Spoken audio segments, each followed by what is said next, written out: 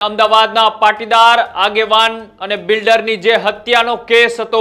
તે બિલ્ડર હિંમત રૂડાણીની મર્સિડીઝમાંથી જે મૃતદેહ મળ્યો હતો અને ત્યારથી લઈ હવે અમદાવાદ પોલીસે 3 કલાકમાં હત્યાનો ભેદ ઉકેલ્યા હોવાની વાત સામે આવી રહી છે।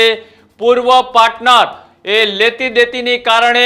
એ હત્યા માટે સોપારી આપી હોવાના સમાચાર આપી રહ્યા છે। ત્યારે મનસુખ લાખાણીએ 25 કરોડની લેતી દેતીના મામલે હત્યાની સોપારી આપી હોવાની વાત અત્યારે સામે આવી રહી છે। સરદાર ધામના બેઝમેન્ટમાં હિંમત રૂડાણીનો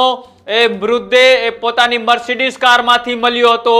અને મૃતદેહ ડેકીમાં નાખી કાર 6 કિલોમીટર સુધી દૂર રાખવામાં આવી હતી અને સાથે જ આરોપીએ મનસુખને મોકલેલા એ ફોટો અને વિડીયોથી લઈ એ મનસુખ લાખાણી એ ગ્રાન્ટ મંજૂર નીકળ્યા હોવાની એ અત્યારે વાત સામે આવી રહી છે અને સાથે જ 1 વર્ષ પહેલા પણ 50,000 રૂપિયા આપી